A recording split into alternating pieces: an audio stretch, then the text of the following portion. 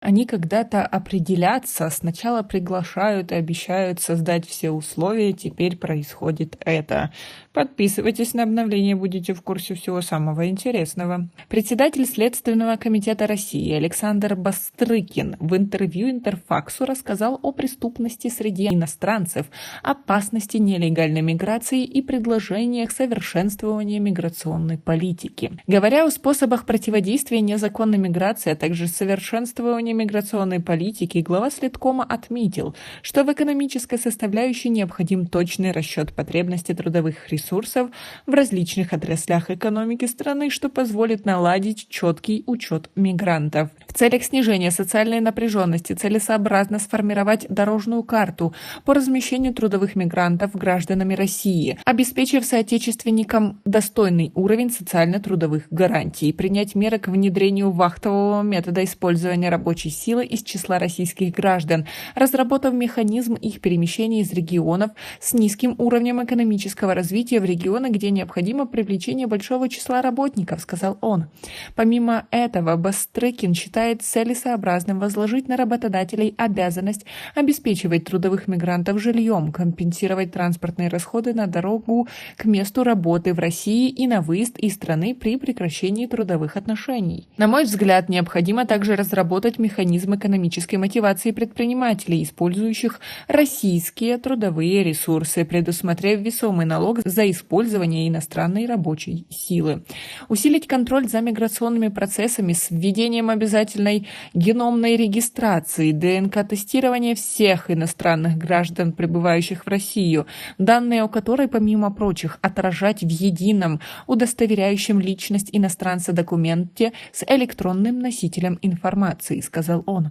По его словам, современные процессы миграции стали одной из ключевых проблем многих стран мира и являются одним из факторов роста социальной напряженности, а также возникновения конфликтов на этнической и религиозной почве. Кроме того, в миграционных потоках высока вероятность проникновения в страну членов террористических организаций. В связи с этим миграционная политика Российской Федерации должна быть направлена не только на получение трудовых ресурсов, но и на решение задач по обеспечению общественного порядка и безопасности граждан страны, сказал он. При этом он отметил рост преступлений с участием мигрантов, а причинами их нарастающей агрессии назвал неадаптированность к российскому менталитету.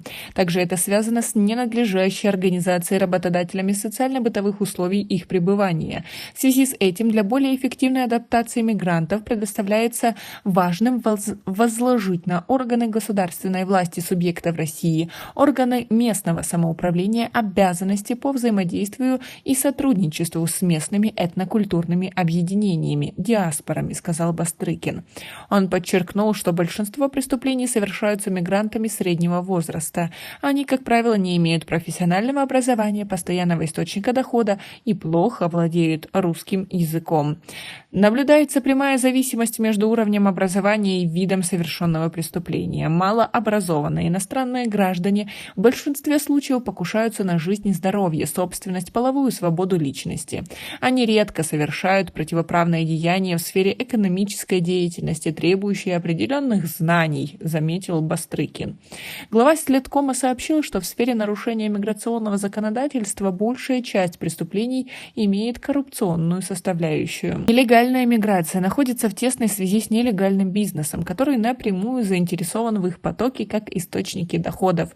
Если убрать эту проблему в целом, то объединенные по национальному признаку криминальное формирование нелегальных мигрантов совершают экономические преступления, создавая в местах пребывания неконтролируемый рынок товаров и услуг, уклоняются от уплаты налогов и тому подобное, сказал Бастрыкин.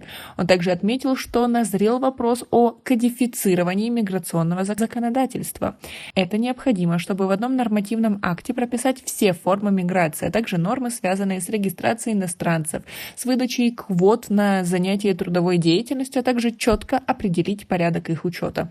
И в целом надо добиваться того, чтобы миграционные процессы стали позитивным фактором, способствующим развитию российской экономики, улучшению демографической ситуации и обеспечению безопасности страны, заключил глава Следкома России.